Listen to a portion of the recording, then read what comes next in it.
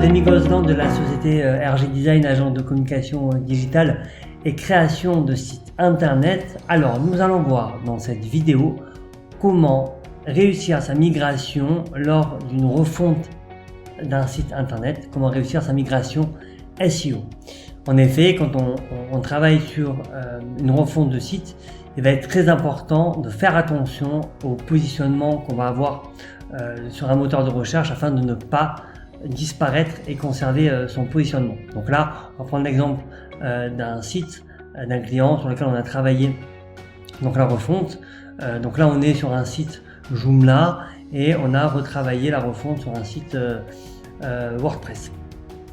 Du coup, si on va sur le moteur de recherche et qu'on va mettre, je sais pas moi, formation Odoo pour ce client qu'on a référencé, et on voit que ici il se retrouve en deuxième place, et quand on va cliquer sur l'URL, et bien on arrive sur cette page là qui est référencée. Et là l'objectif c'est de conserver, en tout cas pour Google, cette URL voilà, afin de ne pas perdre de positionnement. Donc alors, il y a plusieurs difficultés lors d'une refonte. C'est que déjà les URL peuvent changer, parce que là typiquement on voit qu'on est on a une sous-catégorie intégration de solutions, puis Odoo, puis formation Odoo, puis .html. Donc on a plusieurs problématiques, et si on va sur le nouveau site qui est ici et qui est la page qui remplace cette page là, nous aussi on a ERP Odoo. Et si on remplace le nouveau site par l'ancien site, on aura un problème, parce que Google lui il a en mémoire cette URL là, d'accord, donc sur le nouveau site il va aller chercher cette URL qu'il connaît, et en faisant entrer, il va avoir un problème, aucun résultat, donc on va comme ça perdre le positionnement de cette URL. Donc il est très important de vraiment regarder toutes les URL pour avoir quelque chose qui correspond, même si on prend la page contact, qui est une page assez simple. Hop, et là si on clique sur la page contact, on va récupérer donc la fin de l'URL. Hop.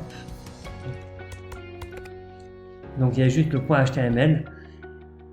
Hop, donc là on a une redirection qui se fait, donc c'est bien. Pour la page contact, il n'y a pas vraiment d'enjeu de positionnement, donc on peut laisser une redirection 301 comme on a fait, mais sur les autres pages stratégiques, il va falloir reconstruire cette URL. Alors la première étape, c'est vraiment d'aller sur Google Analytics et d'exporter, en fait, on va aller dans comportement, vue d'ensemble, contenu du site et toutes les pages, et ici on va exporter les pages sur un fichier Excel. Donc là, nous on l'a exporté, et donc on l'a ouvert ici, et l'idée c'est de reconstruire toutes ces pages. Alors voilà, surtout les pages principales qui nous ramènent du trafic. Donc on va prendre cet exemple de intégration solution Odoo.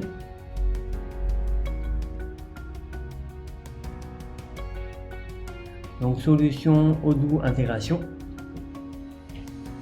et on va reconstituer cette URL sur la nouvelle page qui est nos solutions intégration. Voilà, donc il va falloir sur cette page là on retrouve cette URL là. Donc comment faire? Donc on va aller dans le back office, on est ici, et on va rajouter une extension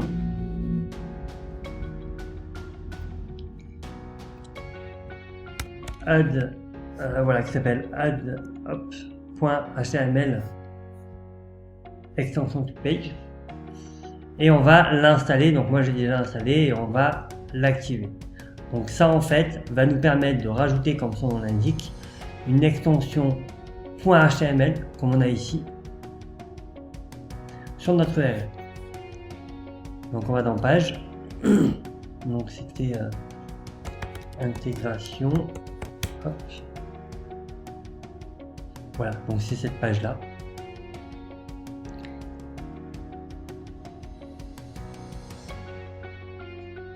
Hop, et on voit que l'URL de page a changé. Et quand on clique là-dessus, on a bien le .html. Donc ça, c'est une bonne chose. Et il va falloir travailler sur l'autre aspect. Ici, hop. Donc on a la page qui s'appelle intégration Odoo. Donc ça, du coup, on va devoir récupérer ce nom de page, intégration, et on va aller dans permalien et on va modifier le slug de l'URL. Donc on met à jour. Hop. Donc là normalement, ouais, ça se met à jour. Donc on a bien intégration-odoo.html. Alors ensuite, il va falloir recréer cette URL là, donc intégration-de-solution/odoo. Donc il va falloir qu'on crée finalement deux pages sur WordPress pour que ça fonctionne. Donc on va rajouter ajouter, on va créer cette page intégration de solution.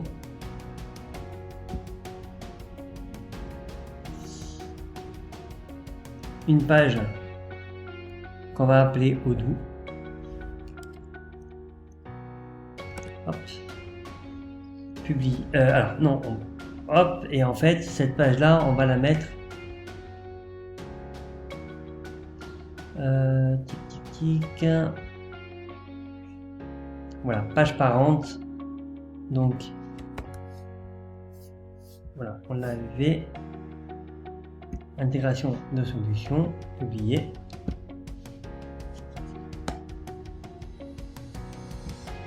Puis on va retourner dans notre page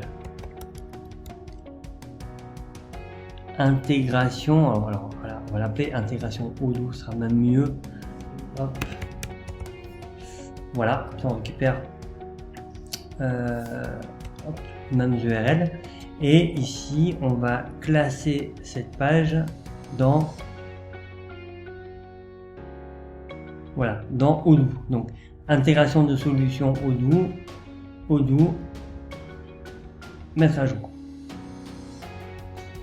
Maintenant, si on prévisualise la page, on voit qu'on a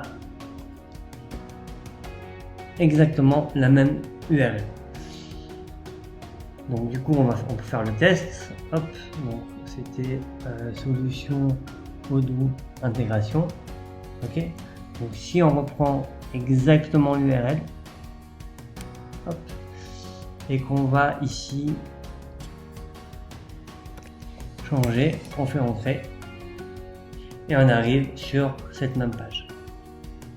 Voilà, donc il faut évidemment reproduire ce schéma là pour l'ensemble des pages et ce qui va nous permettre de vraiment de conserver toutes les pages au niveau du site. Alors on a un même problème au niveau du blog. Ici nous on l'a appelé news. Donc quand on clique là-dessus, on voit qu'on a donc news.html et tac, ici on arrive sur alors actualité, hop, et là on arrive sur blog.html. Donc du coup ici ben, on va modifier la page parce que c'est une page qui s'appelle comme ça, et là simplement on va l'appeler blog, mettre à jour. Hop. Voilà, donc on a bien notre blog.html. Alors une fois qu'on a fait ce travail au niveau du blog, il va falloir également travailler au niveau des articles, parce qu'on va voir que l'URL est aussi différent pour les articles. Donc si on clique sur notre article, on a bien le nom de l'article qui est récupéré, mais si on voit l'ancien format donc de cet article là, on voit que finalement on a donc blog, item et l'ID de l'article avec le nom plus le HTML. Donc il va falloir qu'on rajoute également tout ça pour les articles qui se gèrent différemment. Donc là on va aller dans le back office. On va aller dans réglages, permalien.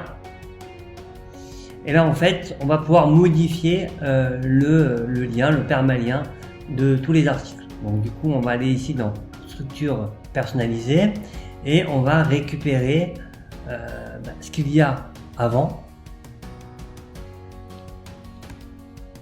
Comme c'est. Voilà, donc ne pas oublier le slash blog slash item, hein, parce que c'est ce qu'on a, le nom de l'article qui est ici et le fameux .html qui n'a pas été récupéré par l'extension parce que il n'agit que sur les pages. Donc hop, donc on va supprimer le slash de fin et en faire .html. On enregistre et on va appeler cet article là. Et là quand on va cliquer dessus, hop, on a presque la même URL, il nous manque juste l'ID de l'article. Alors ça malheureusement on n'aura pas le même ID, du coup il va falloir le modifier directement sur le nom de l'article. Alors on va récupérer ici donc 39 hop. Hop, on va modifier l'article et ici hop, donc avant l'URL on va rajouter 39 on met à jour et ici on peut voir l'article. Effectivement on retrouve exactement la même URL. Alors on va tester, hop, ici on récupère l'URL qui est là.